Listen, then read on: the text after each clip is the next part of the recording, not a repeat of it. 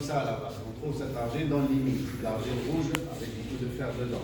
Cette argile, c'est à 1 km d'ici, dans la vallée, chaque famille côté, ils ont leur mine, chacun creuse son argile tout seul, et après il fait ses propres poteries. Il faut creuser à peu près en 20 mètres de profondeur pour tomber sur la veine.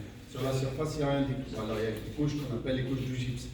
Alors l'argile, toujours, elle était pressée entre une couche de gypse et de sable. Des fois, on tombe sur 2, des fois, on tombe sur 3 mètres de couche. Alors à la pioche, il creuse, il suit la veine. Après, ça peut faire des galeries très longues.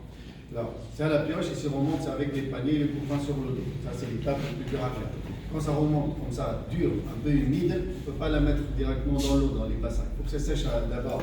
Quand c'est humide, ça ne reprend pas l'eau à 100%. Une fois c'est bien sec, il faut prendre du marteau en bois d'olive et la concasser en petits bouts comme ça. Une fois c'est bien, on mélange ça avec de l'eau, ça reste une journée.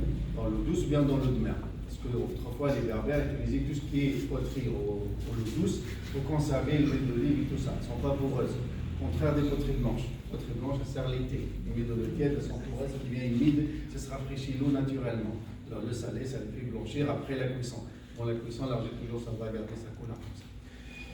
Et une fois c'est bien mouillé avec de l'eau, il faut la sortir et laisser une journée à l'extérieur du bassin au soleil pour que ça devienne compact. Après, avec les pieds et la main, il faut bien malaxer, très bien sa pâte pour bien raffinée, bien fine.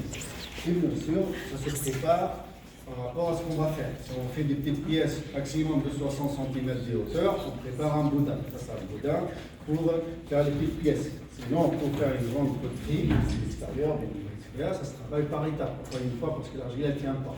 Alors, on ne peut pas faire un grand boudin. Alors, on prépare l'argile en colombin, les cordes, on les colle, on monte tous les jours un petit peu.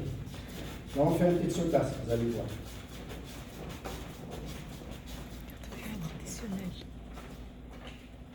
Alors, tout le monde participe au travail ici dans la famille. Nous, les hommes, on fait tout ce qui est physique, comme la mire, le cours, pour avoir.